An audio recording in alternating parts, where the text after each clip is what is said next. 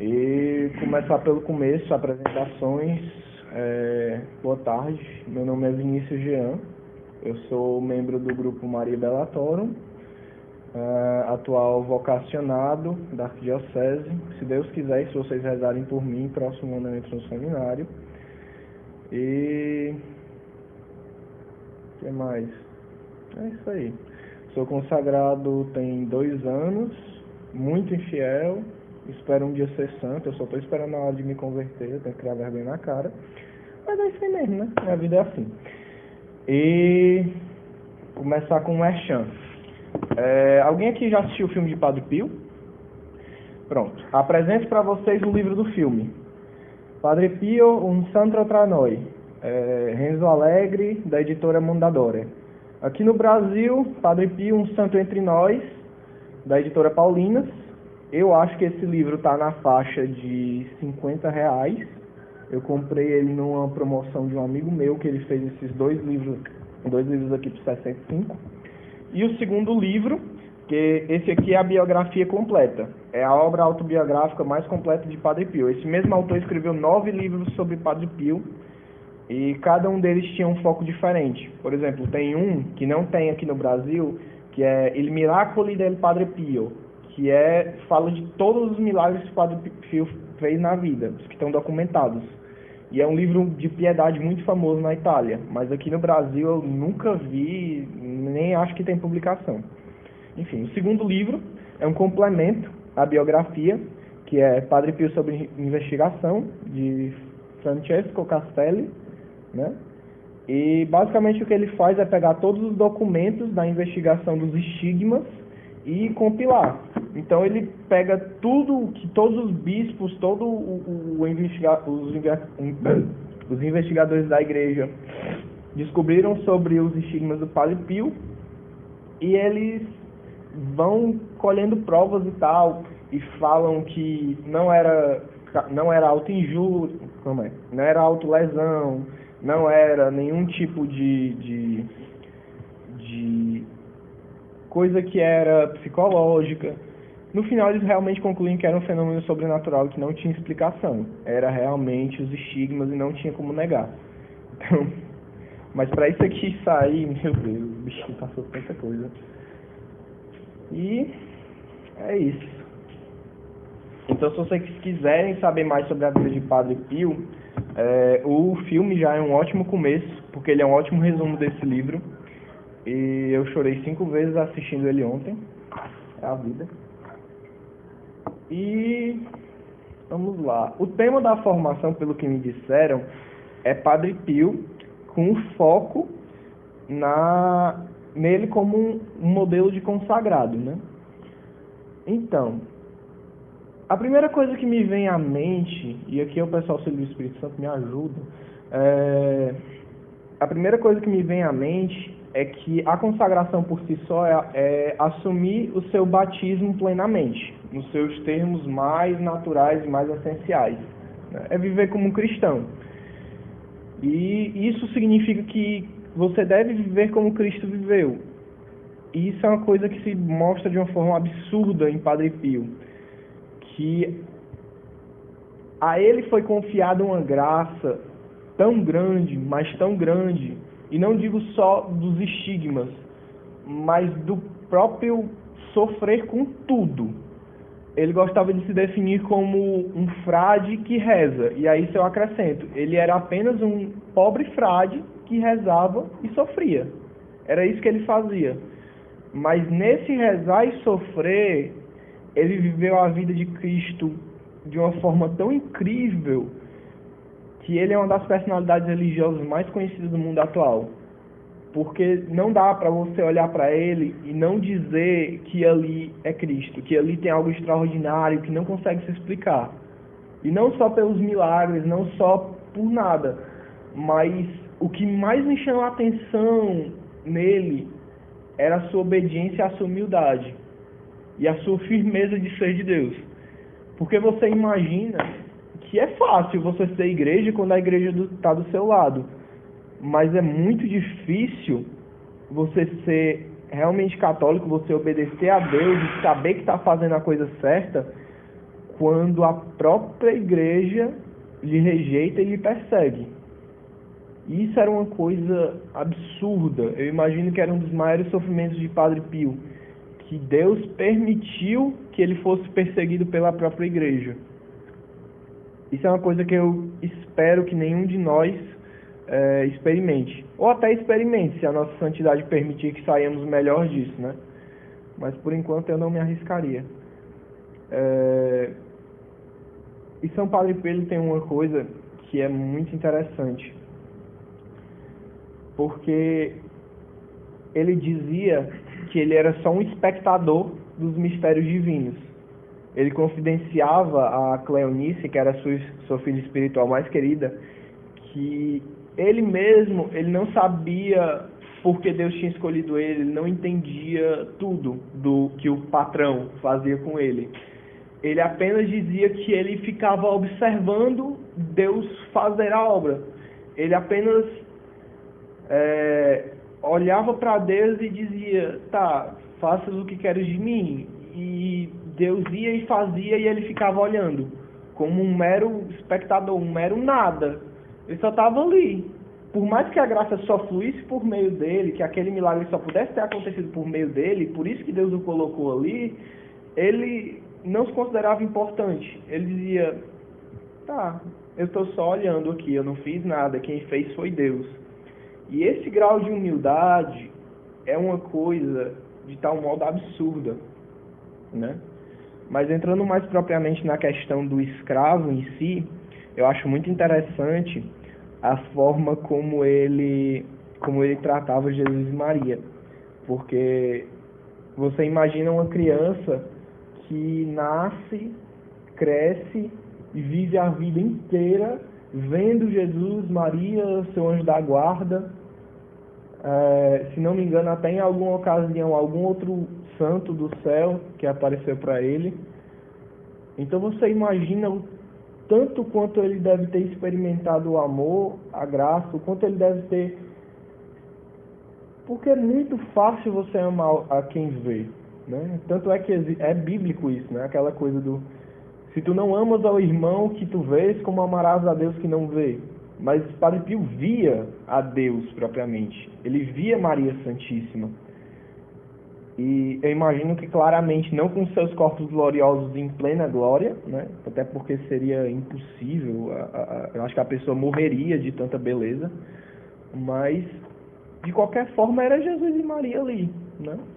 E ele chamava a Jesus de patrão e a Maria de La Madonna, ou ainda de tirana, a tirana do amor, que ele chamava, porque ele dizia que tantas eram as consolações, tantas eram as graças, tanto era o amor, tantas eram as torrentes de amor que Maria mandava para ele, que ele não tinha nenhuma outra opção a não ser amá-la de volta.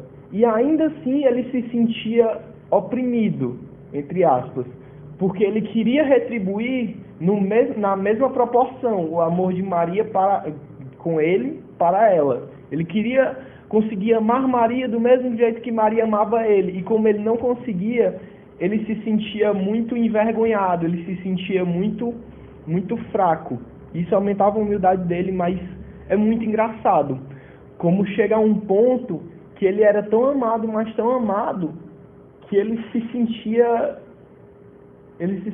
pior porque não conseguia amar. Então, desde criança ele já via Jesus, Tanto é que no próprio filme, se você for ver, fala isso, mais ou menos lá pela volta dos 8 anos e tal, quando ele estava conversando com o Frei Camilo, mostra que eles estavam conversando e ele dizia que via Jesus e Nossa Senhora. E isso era uma coisa que eu imagino fantástica. E o Frei Camilo nem se viu, né? Por mais que, tipo assim... não, pera. Sim, aí então a questão do patrão, né, de Jesus. Porque era engraçado, porque Jesus era o patrão dele e tudo que... Era engraçado como funcionava a espiritualidade de Padre Pio. Ele simplesmente olhava para o céu, né, esperando a ordem. E quando Jesus ou o anjo da guarda dele lhe comunicava o que ele tinha que fazer, quando vinha a mensagem, realmente ele ia lá e fazia. simplesmente assim. Tanto é que no próprio filme dele, você pode ver várias vezes, ele simplesmente parava assim, ficava olhando. E a galera, bora Padre Pio, bora, faz alguma coisa. Ele ficava olhando, esperando. Parecia até que ele era uma pessoa um pouco lesada. Mas é porque ele estava realmente esperando o que ele tinha que fazer. Né? Isso é muito importante. Porque nós não podemos simplesmente confiar no nosso discernimento muitas vezes, mas a gente sempre tem que esperar uma resposta do céu. É claro que a gente também não pode esperar que a gente ouça literalmente o que fazer, ou que a gente, sei lá, Deus abra assim o céu, meu filho, alguma coisa do tipo. Mas é muito importante que a gente sempre procure botar em Deus o que a gente tem que fazer. Que a gente realmente pare, pense e diga assim, tá, tudo bem, eu sei que eu tenho que fazer isso, mas o que é que tu quer que eu faça? Como? De qual forma? O que é que tu queres? Isso é muito importante. Isso era uma parte muito engraçada da vida de Padre Pio. Era por isso que ele chamava Jesus de patrão, né? Padre Pio como um todo sempre foi uma figura muito, muito bem humorada, mas enfim. E uma coisa que eu notei logo no começo, quando eu estava revendo o filme, era que por mais que Jesus fosse o patrão, muitas vezes Jesus acabava sendo servo, porque pelo próprio amor que Padre Pio tinha para com Jesus, Jesus se deixava vencer. O amor de Padre Pio vencia Jesus, porque Jesus não consegue lutar contra o amor. Então ele dizia assim, a única coisa que eu aprendi é que se eu pedir de todo o meu coração, com toda a verdade que há em mim, Jesus não conseguirá me negar. Isso era um amor muito grande, porque era uma fé muito grande, porque ele sabia que Jesus não ia conseguir dizer não para um filho tão amado. E esse filho tão amado também somos nós. Se a gente pedir algo que seja para o nosso bem, obviamente, que Deus já quer dar, se a gente pede com todo o nosso coração, com certeza Ele nos dará, né? É como tinha uma frase que uma amiga minha postou um dia, que era mais ou menos assim, a intercessão dá aos homens aquilo que a providência divina lhes reservou desde toda a eternidade. Isso é muito incrível. Você notar como a intercessão ela se intercala na providência de tal forma que somente a sabedoria divina poderia explicar como é que algo que a gente pede, a gente recebe. E tipo, já estava esperando pra gente desde sempre, mas a gente tinha que pedir. Quantos doentes Deus não quer curar hoje, né? Porque Deus, ele, não vou dizer que ele detesta o sofrimento, mas eu tenho certeza que ele não gosta de ver seus filhos sofrendo, né? Detestar já é uma outra coisa. Então, quantos doentes talvez Deus não quer aliviar o sofrimento, Deus não quer curar completamente, e por causa da nossa falta de fé, da nossa falta de ação, da nossa falta de testemunho, a gente não pode fazer nada. Na verdade, Deus não pode fazer nada impedido por nós, né? E é até engraçado isso, porque Ele não precisa de nós, mas Ele se faz precisar para poder, no processo das nossas boas obras, Ele também nos salvar. Porque quem mais precisa de salvação somos nós. Não se enganem nunca achando que quem precisa de salvação é quem está fora da igreja. Quem precisa mais de salvação é quem está dentro da igreja. É por isso que a gente está aqui dentro. E aí, essa questão do alívio do sofrimento foi uma coisa que Padre Pio viveu muito também. Ele sofria muito com as dores alheias, né? Tal qual eu imagino que Maria toma 90% das nossas dores e aquele 1% a gente reclama. Padre Pio, ele sofreu os estigmas não por outro motivo, mas porque quando ele via Jesus na cruz, ele dizia, Jesus, eu queria tomar o sofrimento dos outros para mim. Eu não quero que os meus amados sofram. Eu não quero que aqueles que eu ame sofram. Isso é um sentimento muito altruísta, é um sentimento muito forte, é um sentimento muito santo. Seria bom que nós alimentássemos isso dentro de nós.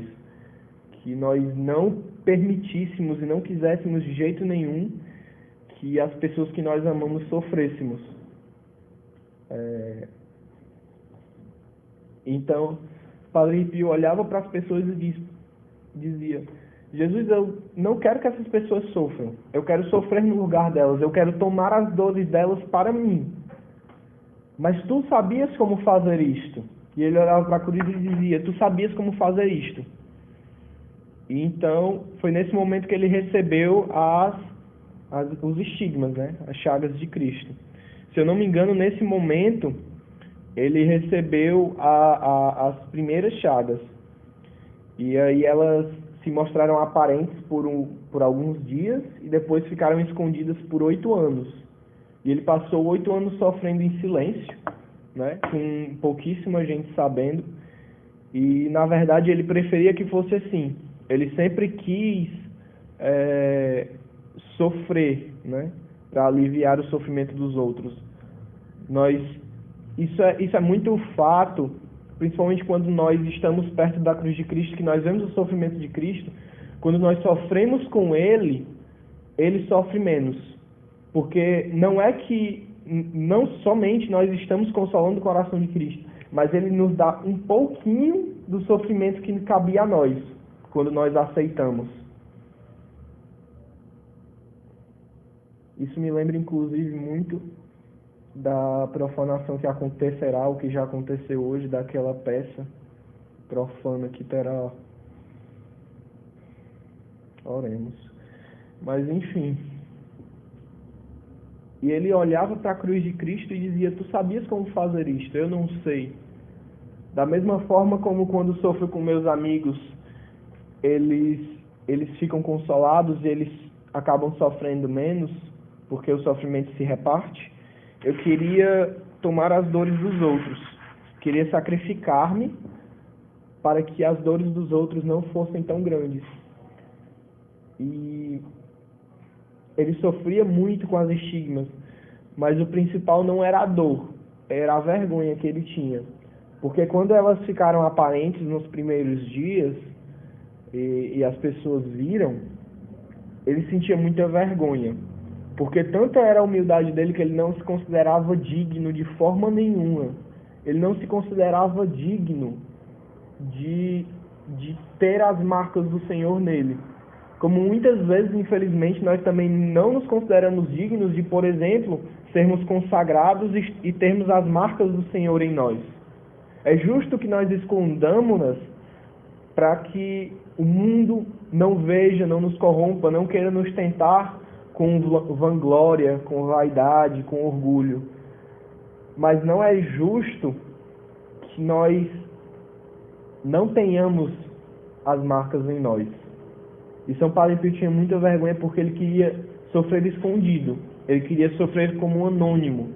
Ele queria um martírio tão heróico que não se visse, mas que ele sofresse calado, sozinho. Só por amor. A graça do puro amor, né? Que eu tenho certeza que quem concedeu a ele foi a Mãe Santíssima. Porque a única pessoa que teve a graça de sofrer toda a sua vida sozinha, dentro do seu coração, pelo menos que eu conheça, é a Mãe Santíssima. Então não nos sintamos indignos de carregar as marcas de Cristo em nós. Como, por exemplo, muitas vezes as pessoas chegam para minha tia, por exemplo, que é uma pessoa de muita oração, e dizem: o que aconteceu com o teu joelho? Porque ela reza muito de joelhos, né? E ela diz: não aconteceu nada, eu estou bem. Mas as pessoas ficam olhando porque, da mesma forma com que o pecado ele deixa marcas em nós, não só na nossa concupiscência, mas no nosso próprio corpo, como feridas e dores e tantas outras coisas, a santidade, como sacrifício, ela também deixa marcas em nós. E isto, segundo um amigo meu, que é um grande um grande estudioso da teologia do corpo, serão as nossas marcas de glória do nosso corpo glorioso, serão as marcas da eternidade que resplandecerão no céu. Isso é uma coisa fantástica de se pensar. Imagina o quão luminosos serão os joelhos daqueles que passaram a vida inteira rezando o rosário todos os dias. É uma luz tão forte que cega. Mas enfim. Então, por mais que nós não entendamos o desígnio de Deus, porque ele não entendia, porque tudo que ele queria era sofrer sozinho, calado. E, no entanto, por 42 anos, se eu não me engano, por 42 anos ele teve os estigmas realmente perfurarem os 5 pontos do corpo de Jesus, né? As mãos, os pés e o lado. E era uma coisa terrível para ele, porque ele sentia muita vergonha. Ele se acostumou com a dor com o tempo. Claro que era uma dor lacinante que não parava nunca. Era como se você tivesse uma faca enfiada na sua mão o tempo todo. Se alguém aqui já levou uma facada, sabe que dói muito. Tudo bem. Mas você manter um pedaço disso no seu corpo constantemente, sangrando o tempo todo, tipo, sei lá, 8 litros de sangue por dia ou mais, é uma coisa absurda. É uma dor inimaginável. E isso não foi todo o Calvário. O pior é imaginar isso, né? Então a gente custou caro, viu? Não vamos se perder não, que a gente custou caro. Jesus pagou uma barganha boa. Então, ele não entendia por que Cristo queria fazer dele um sinal propriamente para o mundo. Ele não entendia por que ele tinha que sofrer, não com a dor, mas com a vergonha. Porque ele não queria ser visto. E ele sempre falava que a vergonha era a maior dor. Porque as pessoas olhavam para ele e viam Cristo, mas tudo que ele queria era se esconder no amado. E ser só para ele. Diga. Diz que ele escondia, né? Mas quando ele ia fazer tratamento, ele não teria que tirar de roupa. E ele tirava. Mas não dava pra ver? Dava. Era por isso que ele sentia vergonha. Porque... Mas poucas pessoas sabiam, mas as pessoas estavam lá na missa viam. Não, todo mundo que estava na missa via. Poucas pessoas sabiam quando elas eram escondidas. Quando elas ficaram aparentes, todo mundo via. Até porque não tinha como disfarçar. As luvas que ele usava eram feitas como quase um suéter.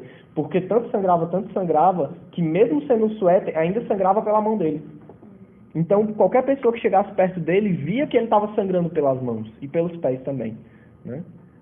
Achei engraçado uma vez que em uma entrevista que eu li com ele, ele dizia que não eram nem as mãos, nem os pés, nem o lado que mais doía, mas eram os ombros. Porque ele realmente sentia as dores de Cristo. Eu imagino que na hora que ele estava carregando a cruz, né, desse jeito aqui, só o madeiro vertical, vertical não, horizontal, parece que a cruz escorregou e dilacerou uma parte dos ombros de Cristo. E ele dizia que era a chaga que mais doía nele. É uma mística impressionante ver a vida desse homem. Esse homem que via o seu anjo da guarda, via Jesus, via Maria, bilocava, lia pensamentos. Só faltava assim, tipo... O cara era um bombril, tá ligado? Tipo, não tem como. O que Deus queria para ele era um desígnio imperceptível, porque não há como se compreender por que tantos dons numa pessoa só. Mas, de fato, isso faz dele um sinal, que foi o que ele sempre quis evitar. E esse foi o maior martírio dele, martirizar o desejo dele de querer se esconder. E ele teve que compreender que Jesus não queria ele escondido, mas um sinal para a humanidade, né? E aí ele sofreu muito também nas mãos da igreja, né? Infelizmente, ou felizmente, como ele dizia, foi tudo para a própria santificação dele, como ele vivia muito intensamente as dores do Calvário, a missa para ele era uma coisa muito natural.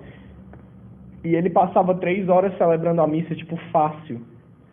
Ele celebrava uma missa normal de semana comum em 3 horas. E ele passava, no mínimo, 1 hora contemplando o corpo de Cristo nas suas mãos. E, se eu não me engano, naquela hora, as chagas não sangravam. Porque o corpo de Cristo estava nas suas mãos.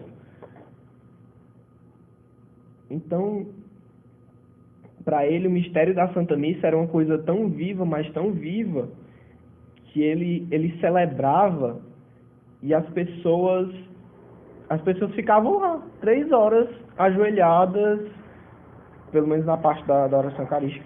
As pessoas estavam lá rezando e tal, e as pessoas realmente tiravam muito proveito, muitas graças daquela missa. Era uma coisa absurda, né? Isso também serve para mostrar o quanto uma missa bem celebrada pode fazer à humanidade, né? Até hoje eu acho que se colhe graças das missas de São Padre Pio, né?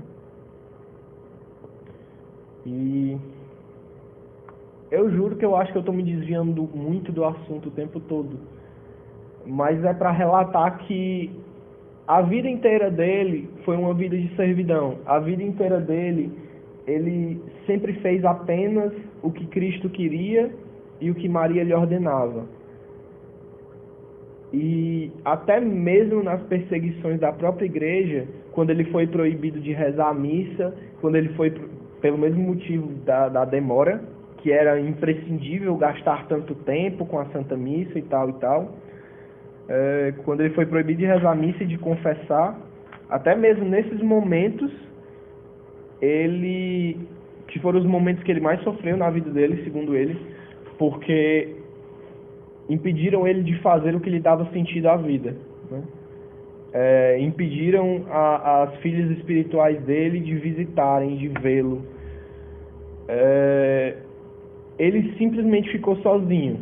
Era ele e Deus naquele momento. Ele não podia mais servir a ninguém. A única coisa que restava a ele era sofrer. Então naquele momento ele sofreu muito. Então, assim, é impressionante você perceber o zelo que ele tinha para com as almas.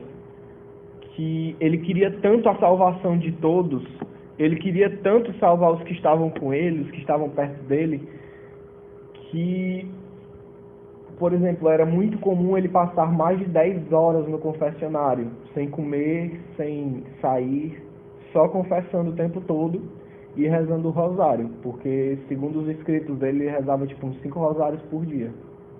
Besteira, né? Mas, enfim. E isso também vai muito para mostrar como um escravo deve ser, um escravo de Nossa Senhora. Porque se eu não duvido nada, na verdade eu não duvido não, estou usando a expressão errada, eu tenho certeza que foi Maria que imputou nele esse zelo tão grande pelas almas. Eu tenho certeza porque é ela quem sempre cuida da nossa salvação. Jesus é o Salvador, mas Maria é que distribui as graças, por próprio desígnio dele, né? O dogma como é, distribuidor de todas as graças. É esse o título mesmo? Medianeiro. Medianeiro, foi mal.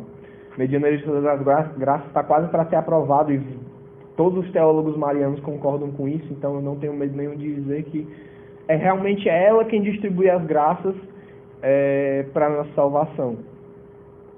E vocês imaginam o quanto ela percebe cada detalhe da nossa vida e dá especificamente a graça que necessitamos. Eu não sei se isso já aconteceu na vida de vocês, mas sempre que eu estou muito afastado, que eu estou muito mal, que quando eu estou em pecado mortal e não quero rezar, quando eu olho para Maria, eu volto. Quando eu olho para Maria, eu volto. Porque eu vejo que o zelo dela salvar as nossas almas é tão grande, que o esforço dela é tão gigantesco, que eu não consigo ficar imóvel, eu não consigo não me comover com tudo que ela faz por mim. É como um pai que paga toda a faculdade do filho e quando o filho está perto de terminar, o filho desiste. O filho termina nem que ele não queira mais, mas ele termina por consideração.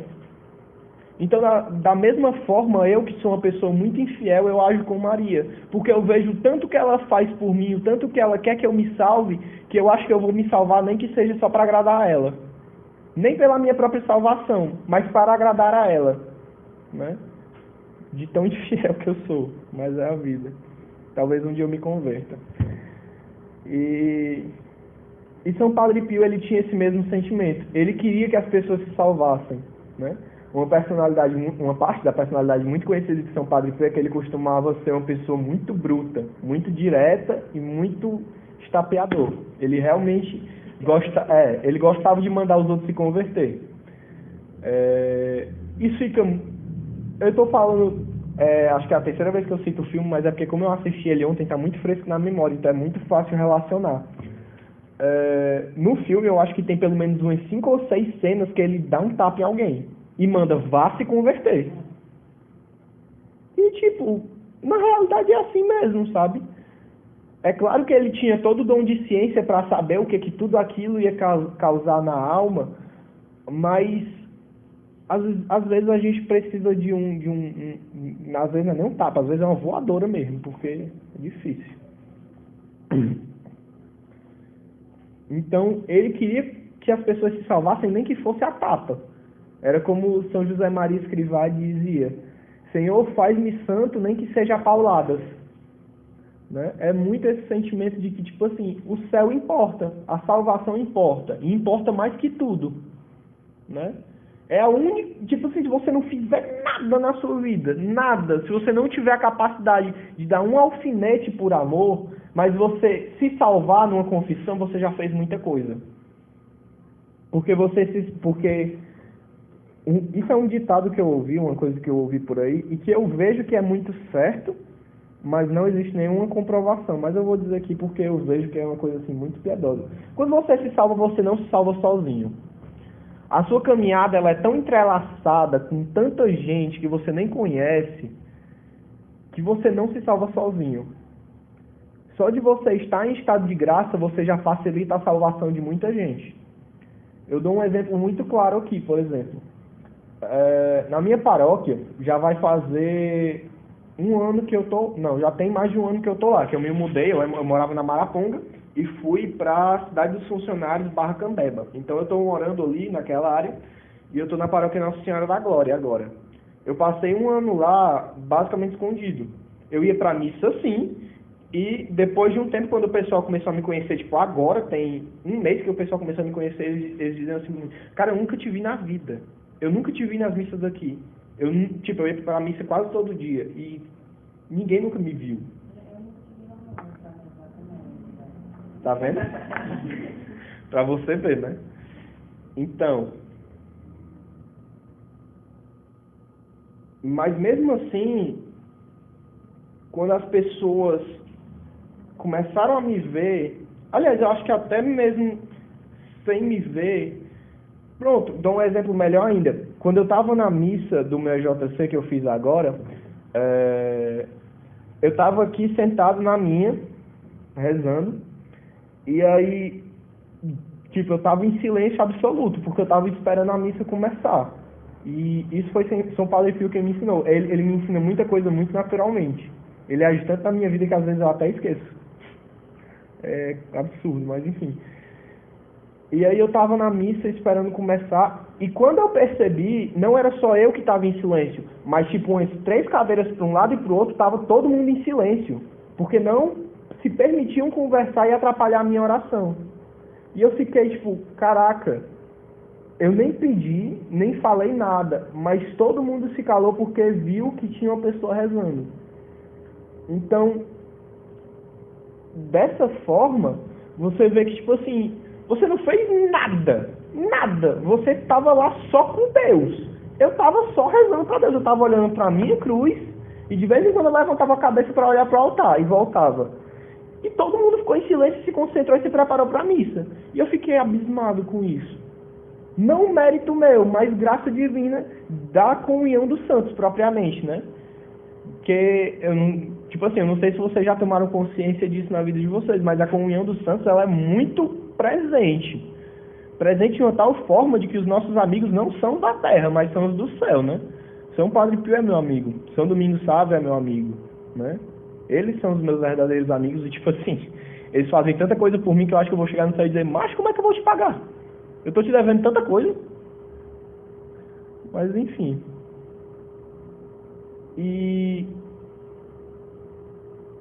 tipo, a nossa vida é tão interligada por causa da comunhão dos santos com gente que a gente nunca nem ouviu falar na vida, que a gente faz as coisas e acha que, tipo assim, foi bom porque eu rezei e tal, não sei o quê. Mas talvez você tenha salvado uma alma lá no, sei lá, no Haiti, na Índia, na China, na Coreia do Sul, que está se convertendo ao catolicismo agora, e você não sabe. Mas se você se salva, você já faz um grande serviço às almas. Por isso é muito importante que a gente ponha a nossa salvação sempre em primeiro lugar. Porque a gente não pode salvar a outrem se a gente não se salva a si mesmo.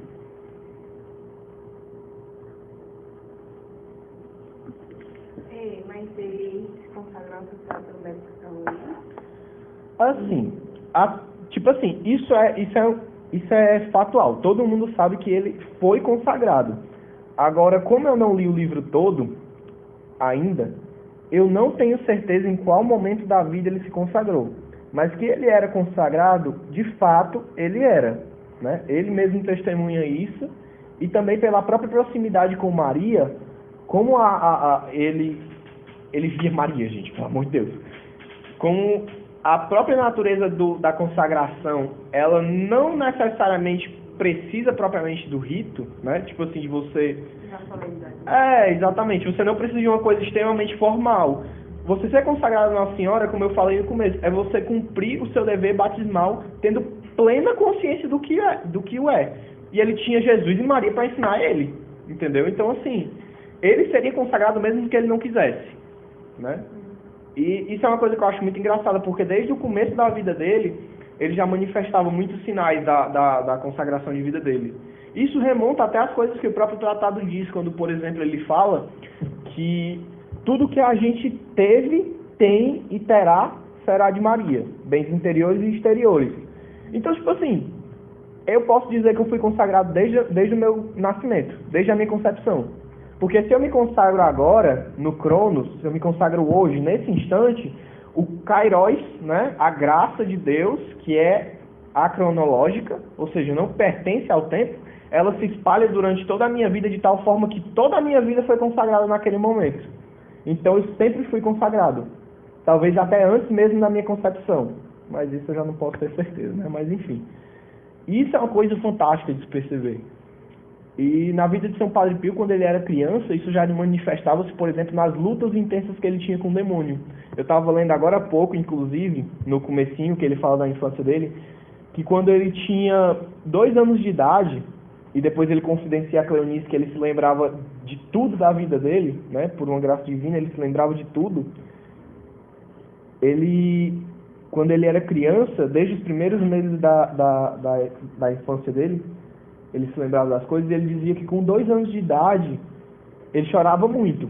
Tanto é que o pai dele, inclusive, que ele trabalhava muito, era um trabalhador rural e tal, ele era filho de pais de classe média baixa, então o pai trabalhava na pequena propriedade que eles tinham, chegava exausto e tal, e aí de noite o Francesco, Padre Pio, começava a chorar, porque ele via monstros, que era o demônio atormentando ele. Então, quando ele tinha 2 anos de idade, ele já travava batalhas com o demônio. E, tipo, era uma coisa muito tensa, porque ele diz o seguinte, que quando ele tinha esses 2 anos, né, o pai dele chegava muito cansado do trabalho, exausto, e o filho não deixava dormir. E aí o pai se irritou um dia e jogou ele da cama, e ele caiu no chão e tal. Ele não sofreu nada, mas desde esse dia ele nunca chorou Mas ele se lembra desse fato e ele reconta, quando ele tem, tipo, lá uns 50 e poucos anos, ele fala isso para uma das filhas dele, né? E ele diz: eu me assustava porque eu via monstros me atacando. Eu via que eles estavam sobre mim e iam me atacar, e por isso eu me assustava e chorava. Mas desde aquele dia eu nunca mais chorei, para não incomodar mais meus pais. Eu imagino que ele deve ter ainda sofrido muito com os monstros, né? Porque, tipo assim, quando ele tinha, tipo, 30 anos, vamos botar aqui 30 anos é a flor da idade, né? Ele apanhava do demônio. Tipo, ele apanhava assim na moral, de tipo assim, o quarto dele ficar uma bagunça, os móveis caírem. Ele apanhava de tipo assim, sangrar mesmo. Fora o que ele já sangrava. Mas o que ele sangrava não era sangue dele propriamente, né? Mas enfim. Então assim, se ele sangrava com 30 anos, que ele já tinha um porte físico, ele já tinha como se defender, não de revidar, mas tipo, se defender mesmo, de se proteger para doer menos. Você imagina o que é isso para uma criança de 2 anos de idade? Quando ele tinha mais ou menos uns 8 anos, que foi quando ele descobriu a vocação dele, ele, tipo assim, o demônio sempre se manifestou muito dessa forma, mas começou mais ou menos por essa época. O demônio se manifestava como um cachorro. Ele ouvia alguma coisa, ele sentia alguma coisa estranha, e do nada ele sentia um medo e começava a correr. E quando ele olhava para trás, tinha um cachorro correndo atrás dele. Mas tipo, não era um cachorro pequenininho não era um pinche não, era tipo um pitbull do tamanho, sei lá, dessa altura aí, que tipo, dilacerava o menino. Só não rasgava as carnes porque era um ataque que não deveria matá-lo, que Deus não permitiria isso. Mas isso já são 2 bons exemplos do ódio que o demônio tinha por São Padre Pio desde que ele era criança. E o mais engraçado, que isso mostra no filme também, foi numa dessas corridas, né, que o Padre Pio corria, que Francesco corria do demônio, nessa forma de cachorro, que ele acabou entrando na igreja, né, e ele olhou para a cruz e viu que diante da cruz ele não sofria. Diante da cruz ele não sentia nenhuma dor, porque ali estava a dor, ali estava a dor máxima, e ele se sentia confortado pela cruz de Cristo. Ele via a paixão de Nosso Senhor e ele dizia: diante de ti, tu me confortas, eu não sinto nada, não sinto medo. E ali ele descobriu a vocação dele. Engraçado, né? O demônio, ele faz as coisas e ele acaba se dando mal. Tipo, ele queria assustar o menino e acabou levando ele para a vocação dele. Isso é muito engraçado porque é da forma como Deus mesmo permite as coisas, né? Deus permite a maldade só para que ele consiga tirar um bem maior ainda. Né? Então, esse ódio que o demônio sentia dele é muito próprio não só dos filhos de Deus que vivem em santidade, como o demônio tinha ódio de Santo Antão, como o demônio tinha ódio de São Francisco, mas nenhum desses dois era consagrado. Então, tipo assim, por exemplo, Santo Antão, quando ele estava no deserto, é muito famosa a história de que o demônio apareceu para ele na forma de 5 animais. Era um escorpião, um leão, um urso, uma cobra. Tipo assim, 5 animais apareceram do nada numa caverna onde ele estava rezando e dormindo. Sem comer, por sinal, penitência, né? Importante. E aí o Santo Antão simplesmente olha assim e diz, tipo, se tu quisesse me matar de verdade, tu só tinha mandado um. Então vá-se embora daqui. O demônio ficou puto e correu. Mas ele só, tipo assim, só essa história é que realmente, eu não sei se é porque também é mal documentado, né? Existe essa questão, porque Padre Pio é um dos santos mais bem documentados, porque ele é um santo quase contemporâneo, nossa. Tipo, ele foi canonizado em 1999, não, beatificado em 1999, canonizado em 2003, se eu não me engano, foi 2005, por aí. Pelo inclusive amigo dele, São João Paulo II. Tipo, ele viveu século XX, gente. Tipo, já tinha câmera, já tinha tudo. Que ele ia ser papa. Sim. Mas enfim. E aí, tipo, pra você ver como desde criança ele já era perseguido. Ele nem vivia em santidade ainda. Ele nem vivia o que Deus queria pra ele. mas ele já vivia em santidade. Como é? Mas ele já era perseguido pelo demônio. Isso é um ódio propriamente mariano em relação ao demônio, né? Que o demônio odeia Maria e Maria odeia o demônio, né? É a única coisa que Maria odeia. E, tipo assim, Padre Pio não tinha nada ainda, ele não era nada. E como o demônio não prevê o futuro, ele não podia nem saber o que ele ia se tornar. Ele era só tipo uma promessa. Ah, esse menino ele pode ser santo. Como muitos de nós podemos. E isso não significa nada. É por isso que o demônio não tenta a gente de forma extraordinária que nem ele, né? O demônio investia contra Padre Pio porque ele era consagrado. E vocês podem se preparar porque já começou. Só de vocês estarem aqui já começou. E eu sei que já começou.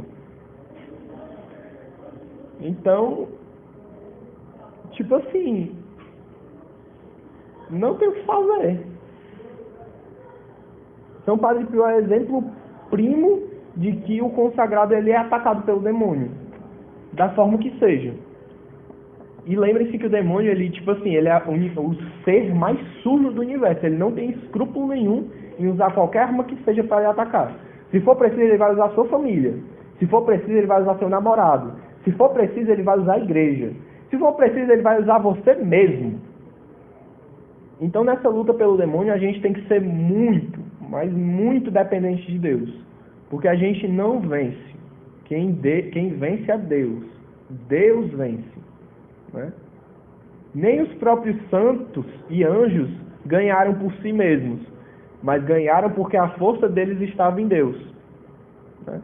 Afinal, Lúcifer era a criatura mais poderosa depois de Deus. Né? Não existia ninguém mais perfeito do que Lúcifer, exceto Deus. Até aparece a Virgem Maria, mas ela não conta. Então, só pela escala de poder / natureza, a gente já começa perdendo tipo muito. Nem São Miguel Arcanjo ganhou por força própria, mas ele invocou o nome de Deus e Lúcifer não pôde resistir, porque ele se reconheceu infiel. Ele viu que realmente ele tinha feito besteira e aí ele se precipitou ao inferno, né? São Miguel Arcanjo forçou a ir para o inferno, reconhecendo o seu pecado, a sua infidelidade, etc. Enfim. Então preparem-se para a batalha. E tipo, não tem muito mais o que falar da vida de São Padre Pio. Tipo, de fatos por fatos, tem muita coisa. Tem muita coisa. Tipo, dá para passar 2 horas só falando que como cada milagre ocorreu, o que gerou e tal, e tal, e tal, e tal. Mas isso não é produtivo. E pro tema que foi sugerido, né, que é a questão de Padre Pio como modelo de consagrado, eu não me vem mais à cabeça muita coisa, né? Não tem muito mais o que dizer, até porque a vida dele, como ele mesmo dizia, era muito simples. Eu sou um frade que reza e sofre. Ele era um frade que rezava e sofria. E isso também é muito do que a gente tem que fazer. Tem aquela história que você contou até no grupo lá do Pipi, sobre quando alguns irmãos chegaram para ele e pediram para ele falar alguma coisa sobre nosso essa história é muito boa. Acho muito obrigado. Eu disse. Quando era no dia de Assunção, a festa da Assunção, não, da Imaculada Conceição, né, que é dia 8 de dezembro, se tinha um grande festejo no convento, né, que ele era cartucho, Ordem dos Capuchinhos, enfim, tanto faz. Ele tinha uma convivência fraterna muito boa com os irmãos amavam ele por causa do senso de humor dele, porque ele era uma pessoa muito santa, que santificava todo mundo que estava ao redor dele. Não tem como não amar uma pessoa que é santa, né? Até porque Cristo está nele, e Cristo é o próprio amor e o próprio amável, mas enfim. E aí, nesse dia, como todo mundo sabia das coisas que aconteciam com o Padre Pio, que ele era grande devoto de Nossa Senhora, inclusive não havia nenhum local da vida dele, da vida que eu digo propriamente no convento, né? Da vida conventual dele, que não ele estivesse num recinto que não houvesse a imagem de Nossa Senhora. Tipo, ele sempre tinha a imagem de Nossa Senhora dele, de Nossa Senhora por perto, porque ele sempre queria estar honrando a mãe dele. Enfim. E aí ele estava lá na cela dele, né, o pessoal festejando e tal, comendo, e eu acho que ele devia estar rezando ou fazendo penitência ou escrevendo para alguma filha espiritual dele. E aí 2 frades chegaram para ele e pediram: Padre Pio, conta-nos sobre a mãe, conta-nos sobre nossa mãe. E ele sentou, né, os dois, e os 3 se sentaram, e ele simplesmente olhou para cima e disse com a voz já um pouco chorosa: La mama, la Madonna. E ele ficava engasgado e ele não conseguia dizer, porque ele se emocionava tanto de falar o nome dela, de falar bem dela, e ele via o quão grande era Nossa Senhora e por consequência tão grande era o nosso Senhor. Ele via a grandeza de Nossa Senhora, ele dizia: La Madonna es nostra mamma. E ele repetia: La Madonna. Era a única coisa que ele conseguia dizer. Nossa Senhora é nossa mãe. La Madonna es nostra mamma. E ele ficava repetindo isso e invocando o nome de Nossa Senhora, e os próprios frades, vendo a glória de Nossa Senhora, pelas palavras de São Padre Pio, eles começaram a chorar. E choravam não de tristeza, mas de profunda alegria por contemplarem a Mãe do Salvador. E dessa forma, eles sentiam vontade de morrer. Choravam tanto, e sentiam vontade de morrer, não por morrer, mas para ir para o céu e ver Nossa Senhora. E ele repetia: La Madonna, es nostra mamma. E eles tiveram que pedir para que Padre Pio parasse de falar, porque eles não conseguiam suportar o tanto de amor que eles sentiam. Eles queriam morrer para ver Nossa Senhora de tanto amor que eles sentiam nos seus corações. Aquele mesmo amor que Padre Pio dizia que vinha da tirana do amor. Aquele mesmo amor que apertava o coração porque eles não conseguiam retribuir. E eles pediram que parasse, porque eles não conseguiam aguentar tanto amor. Esse é o amor de Nossa Senhora por nós. É um amor tão grande, mas tão grande, que se fosse revelado a nós, nós morreríamos instantaneamente por gosto de querer vê-la no céu. Imaginem então quão grande é o amor de Nosso Senhor. O mesmo Senhor que morreu na cruz por nós. E se Padre Pio sofreu tanto quanto sofreu com os estigmas, que foi apenas uma parte pequeniníssima do sofrimento de Cristo, quanto terá sofrido ele. Ele que nunca conheceu o pecado, ele que nunca conheceu a dor, nunca conheceu corrupção. Como terá sido a dor para aquele que nunca conheceu a dor?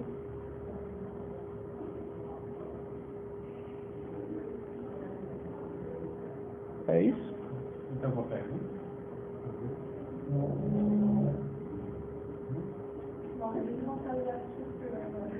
É muito engraçado. O começo do filme é quando ele tá...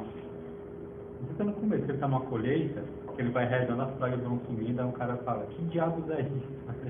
Ele chuta o cara e diz: não blasfemes na frente de Nossa Senhora. Muito engraçado, tem cenas bem engraçadas. O senso de humor dele é uma coisa incrível. Ficou um pouco apagado o senso de humor dele aqui, porque não era o foco da formação. Mas, por exemplo, a história mais engraçada que eu acho é que quando ele já tem uns 54 anos, bem velho assim, e ele já voltou a fazer tudo. Ele já podia celebrar missa de novo, ele já podia confessar. E aí ele chegava, passava falando com o povo e tal. E isso era na época da guerra. E o pessoal perguntava: esse meu filho aqui, e ele olhava a foto e dizia: esse aqui, ele tá preso no campo de concentração, no campo, na trincheira de tal local. E aí, tipo, olhava as fotos, não, esse aqui infelizmente não se salvou. Aí chega 2 frades, gritando assim: milagre, aconteceu um milagre. Aí São Padre Pio, diga aí, sim, nem, tipo assim, milagre, tá, beleza, e aí diga. Aí os frades, é que uma bomba caiu num prédio de 5 andares, e no térreo, todos os andares eles explodiram, né, e caíram sobre si, mas no térreo tinham várias pessoas rezando com a foto sua, de Padre Pio, e nenhuma delas se machucou, todas se salvaram. Aí ele vira assim, né, olha pra multidão e diz, quantos milagres, desse jeito até eu vou ter que arranjar uma foto desse Padre Pio. Isso é engraçado porque reflete muito um conselho dele que eu levo pra minha vida, que ele diz assim: ria-se dos elogios que fazem a ti e eleve-os todos a Deus. A regra prática que eu tiro disso é, toda vez que alguém fala alguma coisa de mim ou pra mim, eu digo, agradeça a Deus e reze por mim. É uma das regras mais práticas que eu encontrei na minha vida, vocês não têm noção de quanto isso ajuda. Mas, enfim, quer parar de gravar agora que a gente vai rezar? O filme dele tem no YouTube, só que ele Tem. é bem grande. Ele é